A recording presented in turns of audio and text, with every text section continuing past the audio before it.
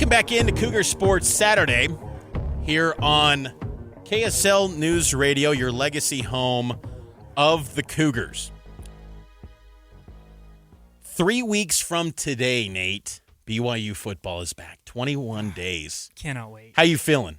Are you ready? Are you? I'm ready, Mitch. I've been ready since January 1st. Well, I know Cougar Nation is ready. We'll get to that a little bit later. The Cougar Club Mug Cup drama. We were both down there and saw that firsthand. We will hit on that a little bit later in the show. But we talked about it earlier. BYU Athletics hired a deputy athletic director, Marc Hill, from Kentucky. And again, the timing of this was just unique, I think. Again, I don't think it's out of bounds completely to hire someone new in the athletic department before games and school starts for the fall semester. So I think from a timing perspective, it could make sense if there wasn't this backdrop of Kalani and Santiago this. But it did just add another layer to all the speculation going on behind the scenes. But your thoughts on BYU bringing in someone from the outside in Marc Hill, deputy athletic director. Basically what that is the number 2 person in the athletic department. Your thoughts on Marc Hill hiring? Yeah, I love it, Mitch. I love it, one, because it's an outside hire, and I feel like it's good to promote from inside at times, but you also want to be able to bring new ideas in from other schools. So the fact he's been at Kentucky for 27 years, in the SEC, battling with Alabama, with Georgia, Texas A&M, I think that's invaluable for BYU to have inside the athletic department. But I think it's good, too, not just football. I mean, he's got a very athletic family, right? His daughter, Brooke, is a friend of mine. She played softball at BYU. She married Clark Barrington.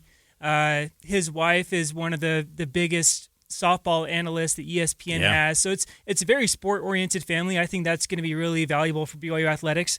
But I love the idea that he's coming from the SEC, coming from Kentucky, a pretty notable program. Maybe not as much in football, but he still was in those same meetings with basketball.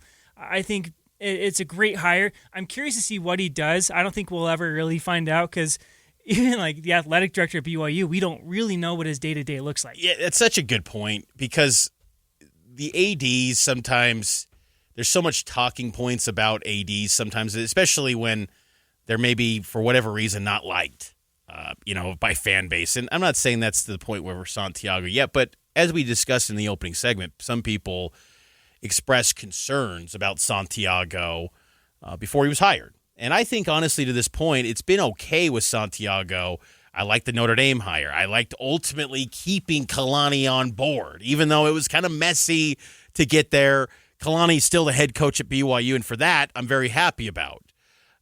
But, I think, so, what does an AD do? Because I think it becomes even a little bit more foggy at BYU because you got a school president. You've also got an advancement vice president in Keith Vorkink, who's been on this show. Good guy, but that's another layer that most schools don't have.